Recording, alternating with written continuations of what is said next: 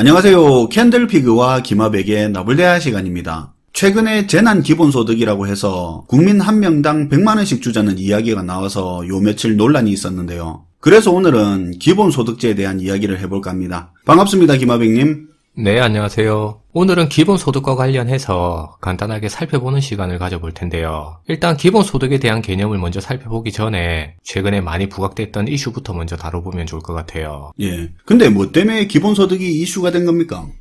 지난 8일에는 김경수 지사가 재난기본소득이라는 걸 발표해서 최근 연이틀간 화제가 된 일이 있었는데요. 김 지사는 최근 질병으로 인한 우리 경제 위기를 전 국민에게 재난기본소득을 지급해서 해결을 한번 해보자고 제안한 일이 있었어요. 예. 그러니까 대한민국 모든 국민에게 재난기본소득 100만원씩을 한 번에 지급해서 내수시장의 소비 위축을 막자고 제안한 건데요. 지금 이대로는 일자리 감소와 소득 감소가 내수시장을 더 얼어붙게 만들 수 있으니까 국가 차원에서라도 특단의 대책이 필요한 시기라는 주장이었어요. 그러니까 앞으로 계속 기본소득을 주자는 그런 의미가 아니라 이번 케이스에서 그렇게 하자고 이야기를 한 거네요. 네, 그렇죠. 한 번만 주자는 거죠. 그런데 그렇게 하기 위해서는 우리 총 국민이 5,100만 명 정도 되니까 국민 1인당 100만원씩 총 51조 원가량의 예산이 필요한 정책이 되는 건데요. 그리고 지급되는 100만원은 일반 화폐로 주지 않고 지역경제 활성화를 위해서 지역화폐이기가 논의되고 있었던 것 같아요. 그럼 그 돈은 뭘로 줍니까? 재원 마련에 있어서는 당장 어떻게 51조 원이라는 돈을 마련할 방법이 없으니까 이번 추경 때 국채 발행을 하자는 취지의 얘기도 나왔었습니다. 그런데 이런 주장은 바로 다음 날인 9일에 청와대가 서면 브리핑을 발표해서 검토하지 않기로 결정했는데요. 이번 제안에 대한 취지는 잘 이해하지만 지금 시점에 논의는 힘들다는 점에서 검토는 없던 일로 결정이 나버렸습니다. 뭐 반짝 이슈이긴 했어도 이번 논란 보면서 의외로 기본소득제에 관심 있는 사람들도 많다는 생각이 들더라고요. 네. 이번 제안이 결국 없던 일이 됐지만 사실 이번 일을 계기로 기본소득에 대해서 생각해볼 수 있는 많은 이슈를 남길 수 있는 그런 계기도 됐는데요. 그런데 개인적인 생각으로는 최근에 부각된 이 재난기본소득을 보면서 완전히 기본적인 용어 자체가 잘못 사용됐다는 생각인데요. 왜냐하면 지금처럼 어떤 특정 이슈나 특정 사안이 부각됐을 때 일회성으로 지급되는 이런 식의 성격을 가진 돈에 대해서는 기본소득이라는 용어 사용 자체가 맞지 않다는 생각이 들어요. 이번 케이스 같은 경우는 기본소득이라는 말을 쓰는 게 아닌 것 같다는 생각이죠. 네. 그래서 지금부터는 최근 이슈된 재난기본소득이 왜 기본소득의 개념이랑 안 맞는지 그 내용적인 차이점을 한번 알아보도록 할게요. 우선 기본소득은 일자리 문제를 해결하는 차원에서 나오게 된 경제정책적인 개념이라고 볼 수 있는데요. 기본소득은 그 사람의 재산이나 현재 소득이 있는지 없는지와 무관하게 그 나라의 국민이라면 어느 누구 하나 예외를 두지 않고 월 소득을 받는다는 개념이 기본소득의 개념입니다. 어쨌든 그 돈이 국민 세금으로 나가는 돈인 건 맞는 거죠. 그렇죠. 그런데 여기서 중요한 포인트가 이런 기본소득제가 실행되기 위한 전제 조건이 있는데요. 아, 전제 조건이 있습니까? 네. 기본소득이 실행되기 위해서는 그 전제 조건으로 기본적으로는 기존에 존재하던 복지제도를 기본소득이 대신하게 된다는 점이 있어요. 무슨 말이냐면 기본소득은 현재 우리가 누리고 있던 복지 혜택에서 기본소득을 더 추가로 누리는 제도가 아니라는 말인데요. 기본소득은 추가로 누리는 복지제도가 아니라 기존에 누리던 복지제도와 혜택을 대체하게 되는 개념이라는 말입니다. 그래서 일반적인 개념상 기본소득을 완전히 실시하게 된다는 그 의미 자체는 물론 기본소득의 그 규모에 따라 차이가 있을 수는 있겠지만 상당 부분의 지금 누리는 복지 혜택을 포기해야 된다는 말이 되는 거예요. 아, 이게 어떻게 보면 그렇게 볼 수가 있겠네요. 예를 들면 부모가 애를 키우잖아요. 네. 부모가 애한테 밥 주고 입히고 학비 대주고 하는 게 애 입장에서는 그게 복지 혜택 받는 거라고 그렇게 생각할 수도 있잖아요. 네, 그럴 수도 있겠네요. 근데 부모가 계산을 한번 해보니까 애 밑으로 한 달에 150만 원이라는 복지 예산이 들어간다 이거죠. 애한테 쓰이는 한 달 150만 원이라는 이 복지 예산을 부모가 예산을 집행하는 게 기존의 복지 개념이라고 치면 기본소득제는 이 복지 예산을 애한테 직접 줘버린다는 그런 거 아닙니까? 네, 맞아요. 먹고 입고 학비 쓰는 건 알아서 본인이 그 예산 안에서 계획성 있게 쓰는 거고요. 뭐 애가 부모한테 세금 주는 건 아니지만 개념만 생각해보면 뭐 비슷하지 않겠습니까? 네. 어차피 부모가 가진 돈도 국가 재정 예산처럼 한정돼 있으니까 이것저것 무한정 해줄 수는 없는 개념이죠. 그렇죠. 부모가 대신 해주고 자식한테 돈을 안 주던지 아니면 돈을 주면서 내가 그동안 해주던 건 네가 알아서 해라는 개념으로 그렇게 예를 들 수도 있을 것 같아요. 그래서 기본소득제가 기존의 복지 혜택을 줄이는 전제 조건이 깔리는 거네요. 네. 그래서 기본소득은 기존에 있던 복지에 기본소득이 추가되는 개념이 아니라 기존에 있던 복지를 기본소득으로 대체하는 개념이 되는 건데요. 그리고 기본소득은 기존의 복지 혜택을 얼마나 줄이냐에 따라서 기본소득이 50만 원이 될 수도 있고 300만 원이 될 수도 있는 겁니다. 그럼 이건 좀 극단적인 예이긴 한데 예를 들어 기본소득이 1인당 월 300만 원 주고 의료보험을 없앤다고 치면 그러니까 이렇게 된다는 말이 아니라 그냥 예를 든 겁니다. 네. 그런데 사실은 지금 말씀하신 그 케이스에 사회보장제도까지 다 없어진 케이스가 완전한 의미의 기본소득제를 적용하는 케이스라고 볼 수 있어요. 예.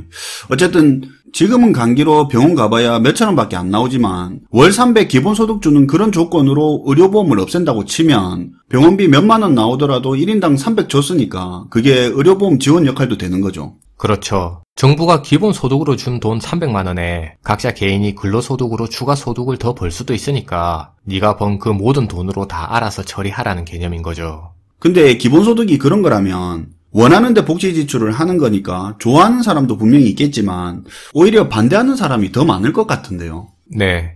사실 그래서 2016년에 스위스가 세계 최초로 시도한 기본소득제에 대한 국민투표에서도 결국 국민들이 반대해서 기본소득을 실시하지 못하는 결과가 나왔는데요. 당시에 스위스 정부가 전 국민을 상대로 매월 300만 원씩을 기본소득을 주겠다고 했는데 국민들이 받기 싫다고 반대하게 나서게 된 거죠. 스위스 국민들은 공짜로 지급되는 300만 원이라는 그 돈이 싫어서 반대한 것도 아니고 그렇다고 미래 세대에 부담을 주기 싫어서 반대한 것도 아닌데요. 이유는 아주 간단하게도 정부에서 매월 300만 원씩을 받고 사는 것보다 지금 누리는 복지 혜택을 계속 누리면서 살아가는 게 훨씬 더 나은 삶을 살 수 있다는 판단에서 그렇게 선택을 한 거죠. 그러니까요. 네. 사실 기본소득의 개념이 본질적으로는 정부에서 기초생활은 유지할 수 있게끔 매월 소득을 제공해 줄 거니까 복지는 못 해주겠다는 개념이 깔려있는 정책인데요. 그게 사회보장 역할이 되는 거니까. 네. 사실 기본소득 개념이 서유럽 국가에서 초기에 논의됐던 상황을 보면 국가재정 상황이 어려운 국가에서 초기에 도입을 고려하게 되는데요. 기존에 제공하고 있던 높은 수준의 복지제도를 유지하는데도 많은 부담이 되고 그리고 복지정책 각 사안 하나하나마다 선별해서 지급하는데도 행정처리 비용도 계속 늘어나게 되니까 차라리 기본소득을 지급해서 복지정책에 대한 관리 비용을 줄이겠다는 취지였습니다. 사실상 기존 복지체제를 미래까지 유지하는 게 현실적으로 힘들다는 그런 바탕이 깔려 있는 거네요. 네. 그러니까 정부 입장에서는 고비용 비효율적인 복지 행정을 거쳐서 복지 정책을 펼치느니 차라리 국민들에게 직접 월 소득을 지급하는 게 낫다는 판단이었는데요. 그런데 기존의 높은 수준의 복지 혜택을 누리던 국민들 입장에서는 중간에 좀 행정 비용이 낭비가 있더라도 기존에 누리던 복지 혜택을 계속 누리는 게 더 낫겠다는 입장을 보이게 된 거죠. 일단 기본소득 개념을 정리를 해보면 특정 계층이나 특정 누구를 대상으로 한 게 아니라 전 국민 남녀노소 할 거 없이 전부 다 똑같이 받는 거고. 네, 맞아요. 그게 기본소득의 기본 정의예요. 그리고 이 기본소득을 시행하려면 돈이 필요할 건데 복지 예산을 줄인 돈으로 기본소득을 시행하는 그런 전제 조건이 깔려 있어야 원래 기본소득 취지에 맞다는 거죠. 그렇죠. 그럼 지금까지 살펴본 기본소득에 대한 개념을 바탕으로 얼마 전 이슈됐던 재난기본소득에 대한 얘기를 해볼 텐데요. 이번에 제안된 재난기본소득 같은 경우는 용어 자체는 기본소득이라는 단어를 사용하고 있지만 애초에 단어 자체가 잘못 사용됐다는 생각입니다. 개인적인 생각으론 재난기본소득이라는 단어보다는 가계소비 활성화를 위한 일회성 지원금이라는 용어가 보다 더 어울리면서 적합한 용어라는 생각인데요. 그리고 이번 정책을 복지정책이라고 하기에도 지속가능성 측면에서도 기본소득이라는 단어와는 어울리지 않는 측면이 있어요. 그렇다고 이번 재난기본소득이 다른 복지정책을 대체하거나 보완하지도 못하는 정책이니까 기본소득의 개념과는 전혀 맞지 않다는 생각입니다. 예, 재난기본소득은 그렇다 치고 그럼 청년기본소득은 어떻게 되는 겁니까? 지속적으로 하려고 하잖아요. 제가 캔들피그님한테 문제를 하나 내볼게요. 먼저 기본소득의 정의를 한번 얘기해보세요. 앞에서 이야기한 대로 치면 국민 모두가 예외 없이 받는 게 기본소득이죠. 네. 그럼 남자만 받고 여자가 못 받으면 그건 기본소득이 됩니까? 당연히 아니죠. 네, 당연히 아니죠. 그럼 청년기본소득은 기본소득이에요, 기본소득이 아닙니까? 이래서 헷갈리는 거네요. 단어를 섞어버리니까 청년수당이 맞겠네요. 네. 그러니까 앞의 경우는 청년들에게 선별적으로 지급되는 기본소득이 아닌 복지지원금이나 복지 개념의 수당이 맞는 건데요. 자꾸 언론인이나 정치인들이 수당이나 기본소득처럼 개념이 다른 단어를 섞어 사용하다 보니까 기본소득의 본질적인 개념이 왜곡되는 거예요. 사실 기본소득의 기본 개념 자체로는 전 세계 어느 나라나 경제교과서에서도 같은 정의를 내리고 있어서 개념 자체로는 논쟁이 필요 없는 내용입니다. 그냥 다 똑같이 받는 거니까. 네. 최근 들어 우리는 잘못된 기본소득의 개념을 가지고 불필요한 논쟁을 벌이고 있는데요. 기본 개념이 자꾸 헷갈리게 정의되다 보니까 불필요한 논쟁들이 자꾸 벌어지고 있다는 생각입니다. 원래 기본소득제 자체의 개념이 있는데 청년이니 뭐니 앞에 자꾸 수식어를 붙이면 원래 의미에 혼란이 올 수도 있겠네요. 어쨌든 이번 재난기본소득은 지원금이나 수당이나 뭐 다른 이름을 쓰는 게 맞다는 생각이네요. 네. 마지막으로 최근 심각하게 겪고 있는 소비 불안 문제 같은 경우는 우리가 돈 100만 원이 부족해서 벌어진 문제가 아니라 밖에 나다니는 사람들이 없어서 더 심각해진 문제라고 볼 수 있는데요. 김 지사는 이번 소비 불안의 문제를 돈의 공급이 부족해서 생긴 문제라고 했지만 제 생각에는 돈이 아닌 길바닥에 유동 인구가 부족해서 지금의 이 소비 불안 문제가 가중됐다는 생각이에요. 그래서 지금 정부는 당장 가게에 돈을 공급하기보다는 어떻게 길거리에 유동 인구를 더욱 늘릴 수 있을지를 보다 더 심도 있게 고민해야 되는 게 맞다는 생각입니다. 뭐 어차피 온라인에서는 돈 쓸 사람 쓰잖아요. 네, 맞아요. 예. 오늘도 잘 들었습니다, 김하백님. 네, 감사합니다. 오늘은 최근에 마치 수당이나 지원금 같은 말처럼 쓰이고 있는 기본소득의 의미와 기본소득의 조건에 대해서 이야기를 해봤습니다. 기본소득은 다른 나라에서는 국민투표를 할 정도로 중요한 사안인데 너무 쉽게 쓰이는 것 같아서 오늘 정리해보는 시간을 가져봤습니다. 시청해주셔서 감사하고요. 지금까지 김하백 캔들피그의 나불대화 시간이었습니다.